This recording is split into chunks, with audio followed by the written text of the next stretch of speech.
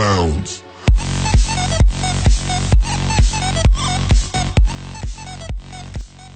السلام عليكم ورحمة الله وبركاته. أهلا بكم شباب في فيديو جديد. أنا بدي قناتكم الفكرة في السريع. فيديو النهاردة فيديو فريد من نوعه يعني. النهاردة هنتعلم ازاي نعمل روبوت باستخدام الذكاء الاصطناعي يشتغل مؤسسة زي مثلا شركة أو محل أو صيدلية أو غيره. فكرة الروبوت ده علشان ناخد الموضوع كده بسلاسة مع بعض قبل ما نبدأ في الشرح، فاهمكم احنا هنعمل ايه في الشرح يعني. ومش عايزك تقدم لحظة واحدة من الفيديو علشان خاطر لو قدمت من الفيديو في حاجات احنا بنقولها فممكن انت متسمعهاش يعني. الروبوت اللي احنا هنشتغل عليه ده سايت بيوفر لنا ان احنا نعمل روبوت زي شات جي بي تي وغيره.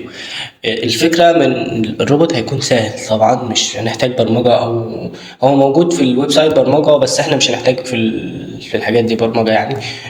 غير كده ان انت ممكن تضيف له لينكس كتير، يعني لو عندك لينك تبع ويب سايت تبع شوبينج اي حاجة عندك بتضيفها له، وهو بناء على اللينك بيبدأ يجمع المعلومات وبيبدأ اول ما تسأله يبدأ يديك الإجابة في إجابة اختصارية كده. وغير كده في الفيديو احنا هنعمل للروبوت ده ابلكيشن. انا مش عايزك تقدم حاجة من الفيديو، وعايزك تكمل معايا، وعايزك تعمل لي لايك وفولو علشان نكمل في المحتوى اللي احنا بنقدمه. وما تنساش هسيب لك جروب الواتساب في الديسكريبشن. ويلا بينا عشان ما اطولش عليكم نبدأ في الشرح على طول. يلا بينا. Bounds.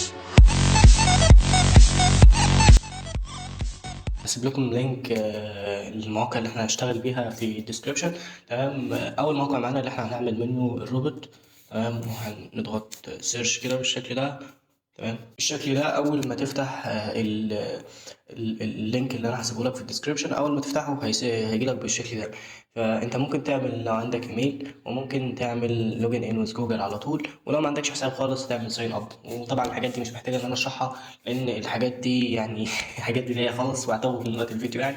فاحنا هنعمل لوجن ان ويز جوجل، هيكون اسرع واحسن لنا كمان.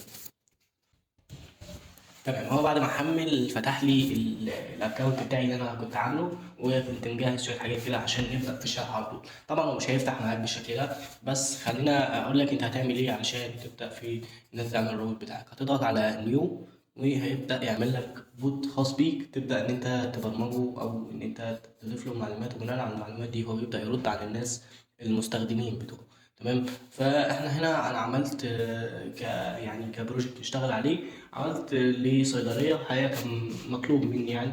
هو المشروع كبير قوي بس احنا هنشرح منه حاجات صغيره بحيث ان احنا ما ناخدش من وقت الفيديو كتير يعني. وهنضغط على البروجكت بتاعنا، هو اول ما يفتح هيفتح معاك بالشكل ده. تمام. تمام. خليني اقول لك ايه الحاجات اللي هي على الشمال دي. تمام. اوريفيو دي اللي هو عرض عرض البوت بتاعنا يكون بالشكل شغال ازاي يعني. تمام. هنا لو لاحظت في تكست هنا، خلينا دي هنرجع لها بعدين. شات استرو دي مش هتحتاجها في خالص من حاجات كتير.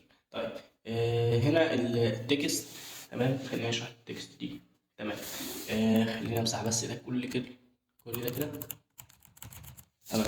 التكست ده انت بتكون محضره نص بيبدأ يرد على على المستخدمين. يعني مثلا على سبيل المثال ده بروجكت لصيدلية، وصاحب الصيدلية عنده ناس كتير شغالين في الصيدلية عنده. فبدل ما كل واحد يسأله عن مكان، مثلا مكان شريط حاجة، مكان برشام، مكان حقنة، مكان أي حاجة، بيبدأ إن هو يسأل الشات بوت دي وبترد عليه. وتديله السعر بتاعها وتديله مكانها بالظبط فين. وعلى سبيل المثال احنا هنا عايزين نضيف مثلا معلومة عن شريط الكومتريكس يعني، أو كل حاجة موجودة فيه. فمثلا هنقول مثلا شريط الكومتريكس سعره 10 جنيهات، ومكانه في الرف الأول، الصف الثاني من الشمال. طب يا شباب انا هنا قلت له شريط الكومتريكس سعره 10 جنيه، ومكانه في الرف الاول الصف الثاني من الناحيه الشمال. ده تكست على سبيل المثال انا ضفته ك يعني كشرح يعني كده مع بعض. خلينا ننزل ايه نعمل سيف كده. تمام، اي حاجه تعملها تعمل سيف. تمام، هنلاقي التاني دان فوق كده. تمام، خلينا ننزل تحت. هشرح لكم اخر حاجه دي الشير. لو عايز تعمل شير للبوت بتاعك، تمام، هناخد ده كوبي كده ونبدا نحطه في موقع نعمل له كنترول بالشكل ده. تمام، هيبدا ان هو يفتح لي خلينا نسيبه دلوقتي ونرجع لبقيه الحاجات دي. طبعا احنا شرحنا التكست الاي اي. هنا لو عايز تستخدم حاجه من الاي اي، بس البروجكت اللي انا شغال عليه مش محتاجين حاجه من الاي اي يعني عشان ما يبوظلناش الدنيا. تمام، يعني لو عايز تضيف له لمسات او تراك اي اي كده، دي براحتك، حاجه براحتك يعني، ما عندناش اي مشاكل. بتزودها من هنا كده بالشكل ده كده. تمام، فانا مش محتاجها في حاجه يعني. الايقونه اللي تحت دي المخصصه للعرض بتاع البوت بتاعك. هنا التايتل العنوان انا مش عايز اغير في حاجه، بقول لك اختياري. الديسكريبشن او الرساله الترحيبيه دي اللي هو هيعرض له ايه اول ما يفتح البوت. انا كنت كاتب هنا اهلا بك في صيدليه الشعب بالشكل ده. تمام يا شباب. طبعا يعني اللي انت عايز تكتبه اكتبه. كل الحاجات دي اختياري، انا بشرح لك بس تعمل ازاي، وكل ده يرجع لك يعني. تمام، كل ده انت ممكن تتصفحه. السجستشن دي او الديسكريبشن بتاعه، ممكن تكتب ديسكريبشن ليه او تايتل او عنوان. هنا اللوجو انا كنت ضايف اللوجو بتاع الفكره في السريع. هيكون كتمييز يعني للشغل بتاعنا، هتلاقيه باين هنا بالشكل ده. فاحنا ممكن نحذفه وممكن نخليه يعني. فلو حذفته بالشكل ده كده، هيبدأ ان هو يدينا لوجو تاني خالص كده بالشكل ده كده. او ممكن ان احنا نضيفه يعني زي ما قلنا، هيكون كتمييز للشغل بتاعنا يعني نضيفه. تمام، اول ما تضغط على دي كده هنجيب الدوكيمنت وهنضغط على اللوجو بتاعنا بالشكل ده، هتلاقيه انضاف بكل سهولة. تمام، الالوان اللي تحت دي مخصصة بالشكل ده يعني. لو جينا هنا هنلاقي ان اللون ده اسمر، فممكن نغيره بالشكل ده زي ما انت حابب. انا حابب اللون ده كده مثلا. تمام، واللون بتاع صيدلية الشعب ده مثلا خليه باللون الاسود. تمام، ومثلا العلامة الزرقاء دي عايز تخليها مثلا باللون الاسود، ما عنديش مشكلة، يكون شكلها ظريف برضو. دي كده برضو كده ممكن تغير حاجات كتير، ولو قعدنا نغير يعني مش هنخسر حاجة يعني. بعد ما نخلص ونعمل كل التعديلات بتاعتنا، طبعا زي ما قلنا هننزل تحت ونعمل سيف. تمام، هو أول ما يقول لك سيفد يعني اتحفظ خلاص كده. تمام، آخر واحدة اللي هي الشير دي تقريبا احنا شرحناها، إن أنت تعمل شير لل... للبوت بتاعك، وتعمل في حاجات أكواد برمجية هنا يعني. الحاجات دي احنا ممكن تغير في العرض والطول كل الكلام ده، بس انت بتسيبه على طبيعته يعني. كأن احنا ملناش يعني، هنعتبر ان انت مالكش خبرة في البرمجة او مالكش اي علاقة بالبرمجة خالص. تمام بالشكل ده.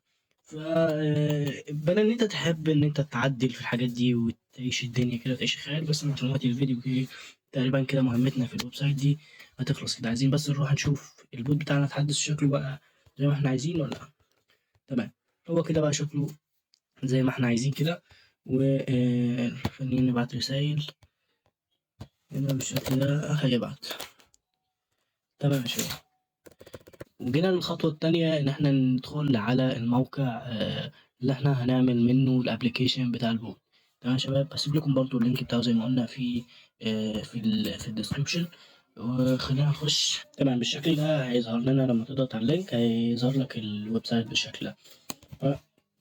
خلينا انت تعمل حساب طبعا، وعارف انت هتعمل حساب ازاي يعني. مش محتاج ان انا اشرح برضه عشان وقت الفيديو. تمام، تمام يا شباب، هيجيلك بالشكل ده، بس غالبا مش هيكون عندك التطبيق ده اللي انا كنت شغال عليه حاجه كده. تمام، فاحنا هنعمل كريت بروجكت وتكتب اسم البروجكت اي اسم، نكتبه بس بالانجلش. ده بيبقى اسم الملف نفسه مش اسم التطبيق، عشان نبقى كويسين. ده اسم التطبيق بقى هنكتبه هنا. هنكتب مثلا هنكتبه صيدلية الشعب مثلا، نفس اسم الروبوت بالشكل ده. الثيم ده دارك ولا كل الحاجات دي احنا ممكن نعدل عليها من جوه. تمام، الاندرويد ده هنسيبه زي ما هو. الباكج نيم مش هنعدل فيها، الالوان برضو مش هنعدل فيها، فهنضغط على فينيش. تمام. هو دلوقتي بيبدأ يعمل لنا الابلكيشن بتاعنا ويدخلنا على الايديتور او التعديل. تمام. اول ما تدخل على الواجهه بتاعت التعديل هتلاقي واجهه يعني مش صعبه قوي يعني. دي سكرين 1، وانا مش هقعد اشرح كتير في الويب سايت ده. لو عايزين نعمل ابلكيشن مع بعض وانزل لكم فيديوهات عمل ابلكيشن، ما عنديش مشكله، سيب لي رايك في التعليقات. تمام. السكرين 1 دي الصفحه اللي احنا هنقف عليها، دي اللي احنا واقفين عليها. ممكن تعمل اد سكرين، وممكن تربط السكرين بالسكرين، ودي زي ما قلنا ده عايز شرح لوحده طبعا. فخلينا، انا عايز منك تنزل تحت كده. تمام. ونضغط على دي كده. طيب بالشكل ده حتى فايسبول دي بيلغيها. تمام. هنيجي هنا عند اللايبوت. تمام. وهننزل منها كده. هنيجي عند الفيو وهنروح كده هنلاقي حاجة عندنا اسمها ويب فيور. ويب فيور هنضغط على ويب فيور دي. تمام بالشكل ده. ويب فيور 1 دي اللي هي بتعمل لنا عرض لمواقع داخل الابلكيشن. يعني انت ممكن تعمل ابلكيشن لمتجر الكتروني او اي حاجه، بس بتاخد اللينك بتاع الويب سايت نفسه ويبدا يحطه لك في سيرفيسز او في سيرفر مع الابلكيشن، ويبدا يتعامل معاه من جوه الابلكيشن من غير ما يدخل على كروم او يبحث يعمل سيرش باللينك اللي انت بعته. ما علينا بالقصة الكبيرة دي، بس احنا خلينا نروح نجيب اللي احنا هنعمله دلوقتي. هنروح نجيب اللينك بتاع البوت ده كده بالشكل ده. هناخده نسخ كده، وهنيجي هنا كده بالشكل ده عند الموقع بتاعنا اللي قلنا هنا بالظبط. تمام. هتضغط على الفيور، ما تضغطش على سكرين 1، هتضغط على ويب فيور. تمام. وهنيجي عندنا عند حاجة اسمها هوم يو ار ال. تمام. هنعمل كنترول في لللينك اللي احنا جبناه بالشكل ده. هتضغط ضغط كده عشان يتحدث. تمام.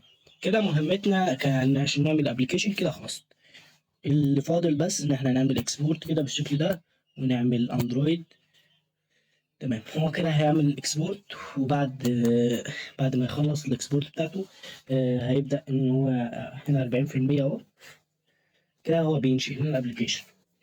تمام كده يا شباب. هو كده عمل لنا الابلكيشن. كل المطلوب مننا ان احنا يا نعمل داونلود للابلكيشن، لو كنت من الموبايل هتعمل داونلود على طول، يا اما ان احنا نعمل ناخد الرابط ده، واي حد هيدخل على الرابط فهيبدا ان هو يحمل الابلكيشن. فانا دلوقتي هنتقل للموبايل علشان نشوف الابلكيشن اللي احنا عملناه كده مع بعض. احنا اوريدي اول ما بنفتح الموقع اللي احنا نسخناه ده، فبيجيب لنا الرسالة دي بيقول لي قد يكون هذا الملف ضار، فاحنا هنعمل التنزيل على أي حال. تمام. بيقول لي جالي تنزيل الملف، هنجيب التفاصيل. تمام. هو هيقرب يخلص اهو. غالبا هو كده اكتمل، فهنضغط على كده. بيقول لي هنا ده النيم بتاع التطبيق وده اللوجو. احنا نسينا نعمل حاجة مهمة، ان احنا نضيف لوجو للتطبيق بتاعنا. بس احنا اصلا ما كانش معانا لوجو، لان احنا عملنا اسم كده ما نعرفوش اصلا. بس برضه يعني هنشرح لكم الموقع ده بالتفصيل ان شاء الله، اللي هو موقع انشاء تطبيقات بدون برمجة ده. تمام. فاحنا هنا بنعمل قبول. تمام. هنا عاوز منك تعمل حاجة، هتيجي على متجر ريلي. تمام. وهتيجي هنا عند الأيقونة بتاعت الاسم. تمام. وهتيجي عند حاجة اسمها الحماية بلاي تحت كده. اوكي. وهتلاقي حاجة اسمها فحص الحماية، هتضغط على علامة الإعدادات هتلغي فحص الحماية تطبيقات. تمام. وهتحط بصمة الموبايل. هو اوريدي إن شاء الله هيشتغل معانا. وهنجيب التنزيلات الغير مثبت، هنلاقيه هنا بالشكل ده. هنيجي عاملين له تثبيت، هيشتغل على طول إن شاء الله. جاري التثبيت. تمام. هو كده اتثبت. هنعمل له فتح. تمام. مش هشوف هو فتح لي بالشكل ده كده. يعني ده من الموبايل بجد يعني. خلينا نستخدم البوت بتاعنا. تمام. هنقول له مثلا السؤالين اللي احنا ضفناهم أين، أو أين يوجد شريط الكومتريكس. هنبدأ نبعتهوله كده. يعني بصراحة هو جاوبني هنا يعني. كان ممكن نغير حاجات كتير يا شباب، بس عشان وقت الفيديو أنا ما حبيتش أتعمق في الموضوع ده. كانت فكرة بسيطة كده. ان شاء الله هنعمل لكم فيديوهات كتير، بس محتاجين دعم منكم يا شباب. تمام. خلينا نعمل تجربة تانية. يعني هنلاقي الابليكيشن اتثبت معانا هنا. تمام، هنضغط كده هيفتح معانا الابليكيشن، نشوف. تمام، اشتغل معانا على طول تاني مفيش مشكلة، والدنيا شغالة تمام يعني شباب.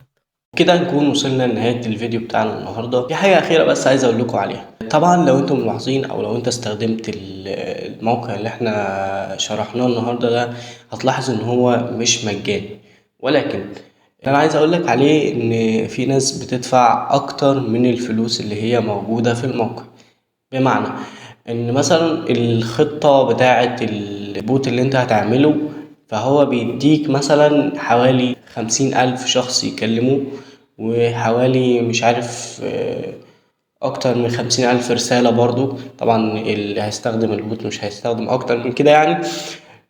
كل ده حوالي مش مكملين 15 دولار. يعني أنا كنت شايفهم دلوقتي على اللابتوب، يعني عاملين حوالي 15 دولار. الفكرة في ايه بقى؟ الفكرة ان لو شفت المشروع اللي انا عملته، المشروع ده مكلف حوالي 50 دولار.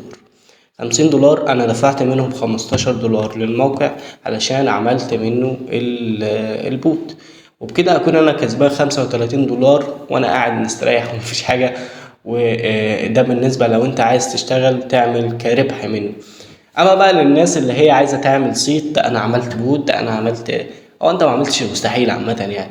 بس دي خطوه حلوه تشجعك ان انت تعمل او تتعلم برمجه او تعمل الحاجات دي بعد كده. ولو عايزين فيديوهات تانية من نفس النوع ده، فانا محتاج منكم دعم علشان خاطر نكمل في الفيديوهات اللي احنا بننزلها. متنساش تعمل لي شير فولو سبسكرايب علشان نكمل في المحتوى اللي احنا بنقدمه. والسلام عليكم. Bounds.